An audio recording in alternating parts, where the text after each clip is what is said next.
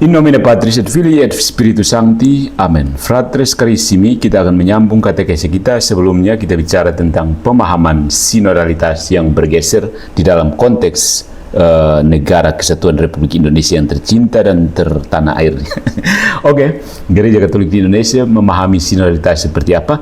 Let's go to the philosophical criticism. Oke.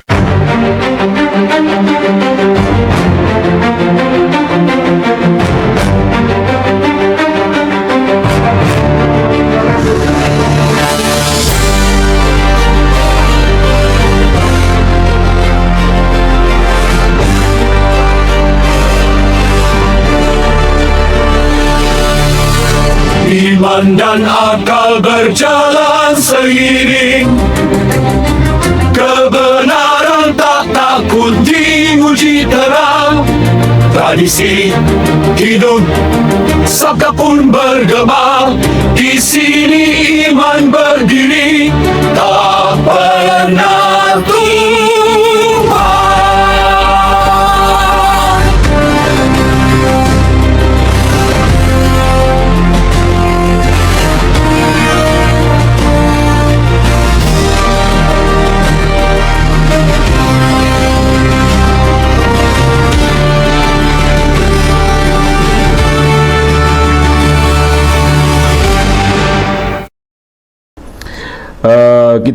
Kalau tadi yang sempat mengikuti katekes saya tentang bagaimana pemahaman sinodalitas di dalam gereja ini di dalam konteks Indonesia, di mana ada tegangan antara doktrinal dan kelenturan pastoral, kesetiaan doktrinal dan kelenturan pastoral. So, kita harus memberikan kritik ya. Saya sudah berikan di pengantar tadi, kritik ini bukan sekedar maki-maki. No.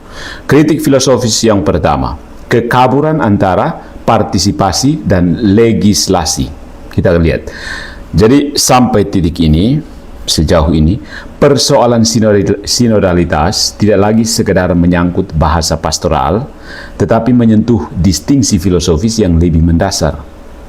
Perbedaan antara partisipasi dan legislasi. Distingsi ini tampak sederhana, tetapi justru disinilah letak krisisnya. Apa? Partisipasi berarti mengambil bagian dalam sesuatu yang sudah ada. Ini bersifat reseptif, menerima, dan relasional, berhubungan. Umat ambil bagian dalam iman, dalam kehidupan gereja, dalam kebenaran yang diterima. Legislasi sebaliknya, dia bersifat normatif dan konstitutif, mengatur dan membentuk. Dia menetapkan, menentukan, dan memberi bentuk pada apa yang harus diyakini atau dilakukan. Sampai sini kita jadi Protestan. Dalam kerangka metafisik klasik, saudara-saudari, partisipasi selalu mengandaikan prioritas. Yang berpartisipasi tidak menciptakan realitas yang diikutinya. Dia menerima dan mengambil bagian di dalamnya. Jadi, partisipasi itu bergantung pada sesuatu yang lebih dahulu ada secara ontologis. Ya. Masalah muncul ketika dalam praksis sinodal, kedua kategori ini tidak lagi dibedakan secara tegas. Bahasa partisipasi yang pada dasarnya sah dan perlu, perlahan mengalami ekspansi makna, perluasan arti. Tidak lagi dipahami semata sebagai keterlibatan dalam kehidupan gereja, tetapi mulai mengandung nuansa normatif, ikut mengatur-atur. Umat tidak hanya ambil bagian, tetapi juga seolah turut menentukan arah bahaya. Pada titik ini, partisipasi bergerak mendekati legislasi, tanpa pernah secara eksplisit diakui sebagai demikian. Bahaya. Inilah yang bisa disebut sebagai pergeseran diam-diam. Tidak ada pernyataan resmi bahwa umat menetapkan doktrin, iya. Tapi dalam praktik diskursif, ada forum bersama, proses mendengarkan, dinamika konsultasi, seringkali menciptakan kesan, ingat, menciptakan kesan bahwa hasil dari proses tersebut punya bobot normatif tertentu. Apa yang awalnya dimaksudkan sebagai bahan discernment, bahan pertimbangan bisa dengan mudah dipersepsikan sebagai dasar keputusan. Bahan pertimbangan itu bukan dasar keputusan. Ya. Secara filosofis ini bukan sekedar ambiguitas terminologis, tetapi kebingungan kategori sebenarnya. Ketika partisipasi tidak lagi dibedakan secara formal dari legislasi, maka struktur gereja mulai bergerak dari ontologi penerimaan menuju dinamika produksi. Gereja sudah jadi macam LSM atau macam perusahaan-perusahaan di Kalimantan Timur sini, di Kutai Timur sini. Gereja jadi seperti melayani kebutuhan umat. Dan mari kita duduk bersama, umat mau apa? Bahaya kalau gitu. Oh, umat mau ini KKR ya, ayo kita KKR. Berbahaya ya. Jadi dalam ontologi penerimaan, kebenaran diterima, dijaga dan ditafsirkan dalam kontinuitas. Dalam dinamika produksi, kebenaran tampak sebagai hasil proses bersama, sesuatu yang lahir dari interaksi, bukan sesuatu yang mendahului interaksi itu sendiri. Perubahan ini halus, tetapi konsekuensinya radikal. Karena kalau kebenaran mulai dipahami sebagai hasil dari proses partisipatif, maka otoritas tidak lagi menjadi prinsip penentu, melainkan salah satu suara di antara yang lain. Hierarki tidak lagi dipahami sebagai struktur ontologis, melainkan sebagai fungsi administratif. Dan kesatuan tidak lagi berakar pada kebenaran yang sama, melainkan pada kesepakatan yang tercapai. Pada titik ini, saudara-saudaraku, gereja mulai menyerupai komunitas deliberatif. Sekali lagi, ini tidak berarti bahwa setiap bentuk partisipasi dalam sinodalitas itu mengarah ke sana, bukan. Tapi tanpa distingsi yang tegas, arah tersebut tetap terbuka sebagai kemungkinan partisipatif. Bukan partisipasi, kemungkinan interpretatif. Maksudnya bisa ditafsir ke situ. Dan saya sudah mengamati beberapa kejadian konflik di dalam gereja, konflik antara orang-orang di dalam gereja, penafsirannya cenderung mengarah ke sana. Orang lebih cepat-cepat mengingatkan bahaya klerikalisme daripada mengingatkan bahaya laisisme. Kedua-duanya adalah bahaya, sama-sama berbahaya. Tapi orang hanya lari ke klerikalisme. Karena di dunia modern, laisisme itu tampak seperti bukan bahaya. Padahal dua-duanya sama-sama berbahaya. Baik klerikalisme maupun laisisme. Tapi berapa kali kamu pernah mendengar tentang laisisme? Awamisme. Lebih banyak orang menuduh klerikalisme kan. Karena untuk dunia modern, laisisme itu macam prinsip yang harus diterima. Ya, dan disinilah letak kritik ini dalam katekesi ini. Bukan pada praktik partisipasi itu sendiri, tetapi pada kegagalan untuk menjaga batas konseptualnya. Ya, saya juga karena sekarang sekolah-sekolah filsafat lebih banyak terlibat ke filsafat politik. Terlalu sibuk. Ya, banyak sekolah filsafat di Indonesia lebih sibuk ke filsafat politik. Terlalu sibuk mengoreksi negara sih, tanpa menjaga batas. Metafisika, landasan metafisiknya apa sih untuk pergi kritik-kritik ini pemerintah? Begitu. Nah, saudara, akhirnya karena terbiasa untuk kritik-kritik pemerintah, gereja juga dijadikan semacam pemerintah, begitu. Jadi filsafat belajar untuk kritik-kritik orang saja. Tidak memberikan landasan untuk berpikir. Bahaya, ya. Jadi saudara-saudariku, kalau partisipasi ingin tetap otentik, dia harus selalu dikembalikan pada sifat dasarnya. Apa? Mengambil bagian dalam kebenaran yang tidak dia ciptakan. Tanpa yang ini, partisipasi kehilangan orientasi dan dengan cepat berubah menjadi mekanisme implisit untuk menetapkan apa yang seharusnya hanya diterima. Jadi semacam ada kita duduk bersama, tetapkan sesuatu yang sebenarnya harus sudah kita terima saja, bukan kita tetapkan lagi, kita bentuk lagi. Oke. Jadi sinodalitas itu kelihatan kelihatan gampang ya. Oke, mari kita jalan bersama rame-rame. Tapi bahaya. Ya, kalau tidak hati-hati maksudnya. Sinodalitas menuntut bukan hanya keterbukaan, tetapi juga ketegasan konseptual. Karena kalau tanpa batas yang jelas antara partisipasi dan legislasi, gereja tidak lagi berjalan bersama dalam kebenaran, melainkan berjalan bersama untuk menentukan kebenaran itu sendiri. Jadinya P itu kan potas. Begitu. Itu kritik filosofi yang pertama. Kritik filosofi yang kedua, sensus fidei versus vox populi. Selalu ada semacam ucapan yang bagus, vox populi, vox dei, tapi terlalu cepat. Itu slogan. Itu bukan kerangka filosofis. Vox populi, vox dei kan.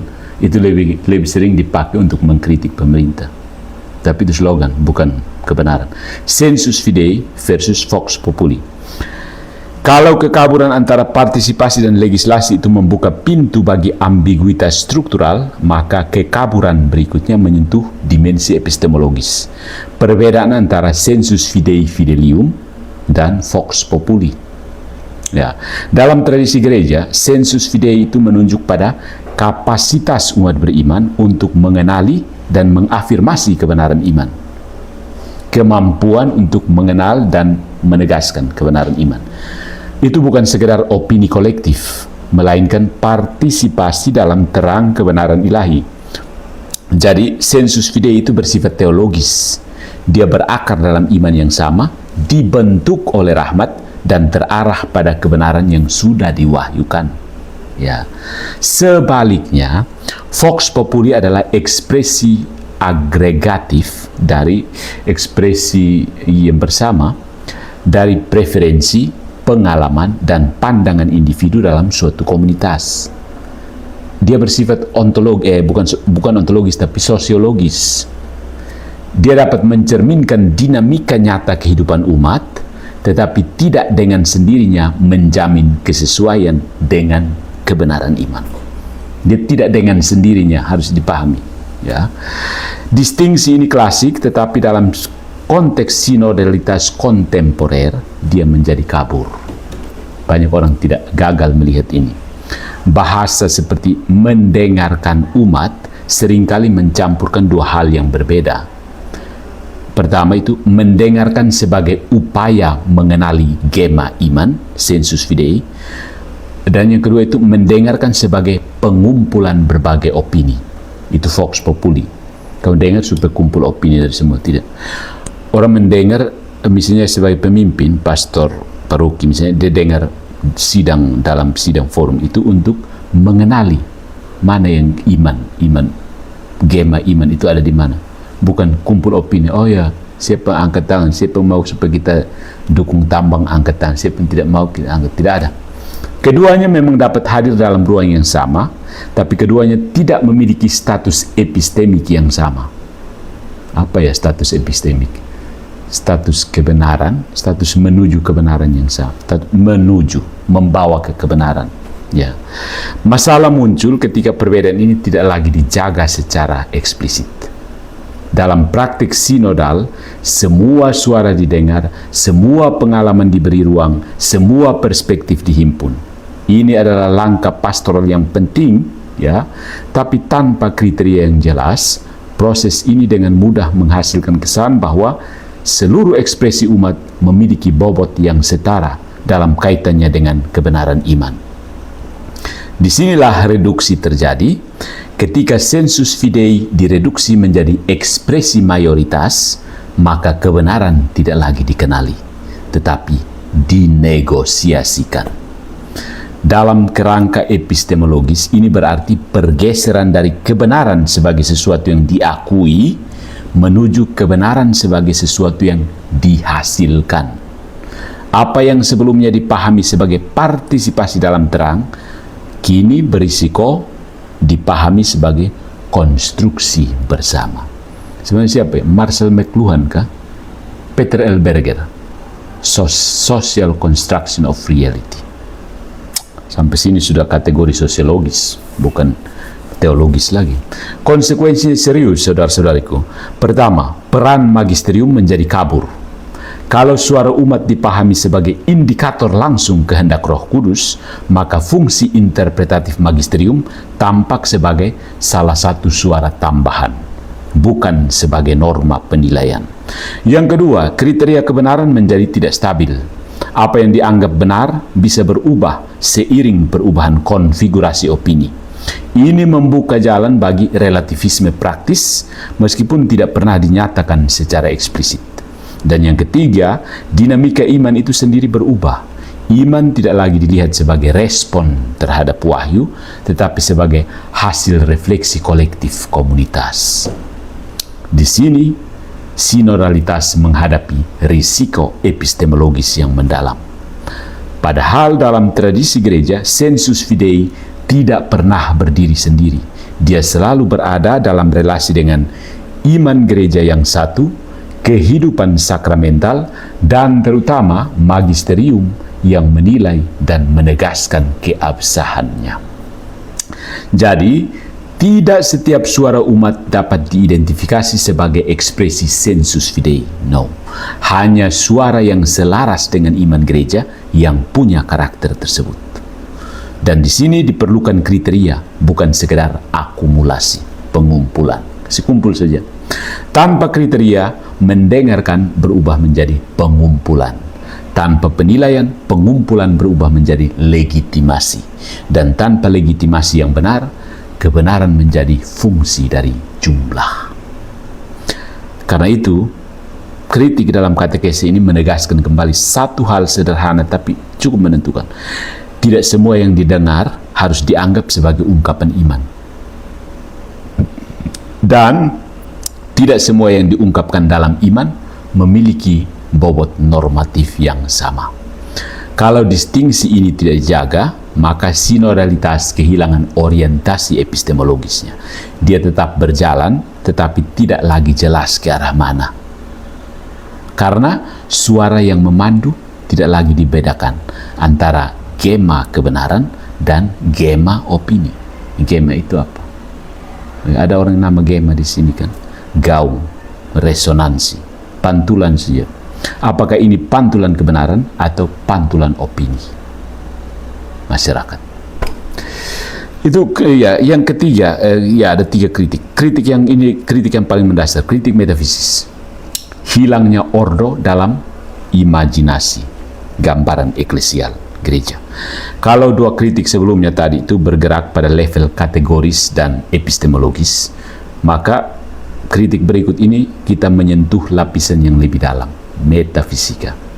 Karena pada akhirnya cara gereja memahami dirinya tidak hanya ditentukan oleh bahasa atau metode, tetapi oleh bagaimana dia memahami struktur realitas itu sendiri. Ini penting. Dalam tradisi metafisika klasik yang mencapai formulasi matang dalam pemikiran Thomas Aquinas, Plato, Aristoteles, Thomas Aquinas, realitas tidak pernah bersifat datar, flat. Dia tersusun dalam ordo tatanan, suatu tatanan yang mengandung diferensiasi, pembedaan, relasi, hubungan, dan arah, punya arah. Ada diferensiasi, ada relasi, dan ada arah. Kesatuan tidak lahir dari penyamaan, tetapi dari keteraturan. Ya. Perbedaan bukan ancaman, tetapi syarat bagi harmoni.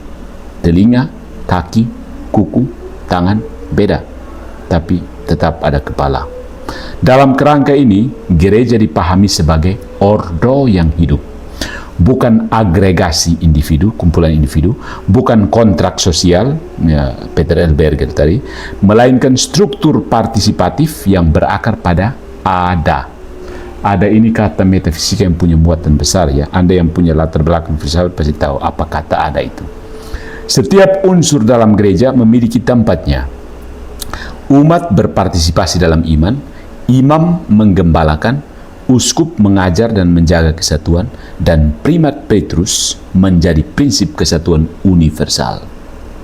Relasi ini bersifat analogis, bukan univokal. Artinya apa? Tidak semua berpartisipasi dengan cara yang sama, tetapi semua berpartisipasi dalam realitas yang sama. Jadi cara ambil bagiannya, semua mengambil bagian, tapi cara mengambil bagiannya tidak sama. Uskup dengan caranya, imam dengan caranya, katekis dengan caranya, ibu-ibu dengan caranya, OMK dengan caranya, sekami dengan caranya, orang lansia dengan caranya, disabilitas difabel itu dengan caranya sendiri, migran dengan caranya, biarawan-biarawati dengan caranya, tiktoker dengan caranya. Masalah muncul ketika imajinasi eklesial, maksudnya cara kita membayangkan gereja itu mulai bergeser dari kategori ordo ini menuju kategori egalitarian. Dan ini rupanya sedang terjadi di Indonesia, ya. Harus kita akui seperti itu. Dalam pembacaan tertentu atas sinodalitas, terutama ketika dipengaruhi oleh sensitivitas modern, kepekaan modern terhadap kesetaraan, ingat kesetaraan, muncul kecenderungan untuk melihat perbedaan fungsi sebagai potensi ketimpangan. Akibatnya, struktur hierarkis tidak lagi dipahami sebagai bentuk keteraturan ontologis, tetapi sebagai sesuatu yang harus diseimbangkan melalui perluasan partisipasi horizontal. Orang di sini mulai teriak, begitu lihat hierarki langsung, oh klerikalisme. Begitu teriak hierarki, oh klerikalisme. Tanpa sadar bahwa ekstrem berikutnya juga sama bahayanya, laisisme. Disinilah terjadi pergeseran yang halus tetapi mendasar. Ya. Ketika perbedaan dipahami sebagai masalah, maka kesetaraan dijadikan solusi. Tetapi dalam kerangka metafisis, kesetaraan yang menghapus perbedaan justru menghancurkan keteraturan. Ya. Kesetaraan yang menghapus perbedaan justru menghancurkan keteraturan. Camkan ini, pikirkan baik-baik. Dengan kata lain, egalitarianisme normatif bukanlah koreksi atas hierarki, melainkan negasinya. Itu langsung mau menegasi hierarki. Kalau semua suara diposisikan setara secara normatif, maka tidak ada lagi prinsip penentu, tidak ada lagi pusat interpretasi, pusat penafsiran, tidak ada lagi arah yang mengikat. Yang tersisa adalah dinamika horizontal tanpa struktur internal yang stabil. Dalam konteks gereja, ini berarti magisterium kehilangan status ontologisnya sebagai norma, hierarki direduksi menjadi fungsi koordinatif, dan kesatuan bergeser dari kebenaran menuju konsensus. Kita sepakat, ya, gitu. Kita sepakat nanti ekaristi kita pakai sopi dengan apa begitu. Kan kita sepakat saja. Kita mendengarkan iman umat, meningkatkan UKM sopi kepala, kan. Jadi kita ganti anggur dan sopi kepala, kan. Pada titik ini, saudaraku, gereja tidak lagi dipahami sebagai ordo komunionis, tetapi sebagai komunitas deliberatif. Ya, orang-orang yang belajar filsafat politik pasti tahu apa, atau teori politik pasti tahu apa itu komunitas deliberatif. Saya kurang tertarik dengan politik sih. Perubahan ini tidak selalu disadari karena dia sering terjadi pada level imajinasi, bukan deklarasi. Tidak ada pernyataan eksplisit bahwa hierarki ditolak, tapi dalam praktik dan cara berpikir, hierarki perlahan kehilangan makna metafisisnya. Ya kan, saudara? Hierarki sekarang sudah mulai kehilangan makna metafisisnya. Orang begitu lihat hierarki, klerikalisme, pakai jubah terus, lu macam suci-suci. Pas jubah itu apa? Tak ada sucinya juga. Pakaian orang sehari-hari juga. Ia tetap ada secara struktural, tetapi hierarki ini tetap ada secara struktural, tetapi tidak lagi dihayati sebagai prinsip ontologis. Disinilah kritik metafisis menjadi mendesak. Bukan untuk mempertahankan bentuk lama secara nostalgik, tetapi untuk mengingatkan bahwa tanpa ordo tidak ada komunio yang sejati. Ya kan? Tanpa ordo keteraturan tidak ada komunio yang sejati. Itu hanya kesatuan tanpa struktur, itu hanyalah kebersamaan yang rapuh, mudah terbentuk tetapi juga mudah terpecah. WDK atau CF, komunitas-komunitas Protestan yang ada. Tidak setuju dengan pendeta, pindah denom. Ya kan? Buka cabang baru. Ya, nanti bilang kita masih satu aliran, tapi kami tidak setuju soal ini. Perpuluhannya harus begini. Sebaliknya, saudara, dalam kerangka partisipasi analogis, setiap anggota memiliki peran yang berbeda. Setiap peran memiliki bobot yang tidak identik, dan tetapi semua terarah pada kebenaran yang sama. Inilah kesatuan yang tidak bergantung pada kesepakatan, melainkan pada realitas. Jadi, sinodalitas hanya bisa bertahan sebagai konsep yang sah kalau dia tetap berakar pada ordo, tatanan. Dia dapat memperluas ruang partisipasi, tetapi tidak dapat menghapus struktur yang membuat partisipasi itu mungkin terjadi. Tanpa itu, my friends, sinodalitas berubah menjadi sesuatu yang lain sama sekali. Bukan lagi ekspresi gereja, tetapi adaptasi gereja terhadap imajinasi modern yang asing bagi fondasi gereja itu sendiri. Ya. Banyak itu injeksi modernisme ke dalam cara memandang gereja. Itu sebenarnya benih mulus dari Protestantisme. Kita sampai di sini dulu, nanti kita lanjut masih tentang pembacaan Indonesia dan bagaimana cara membaca sinodalitas yang seharusnya. Di mana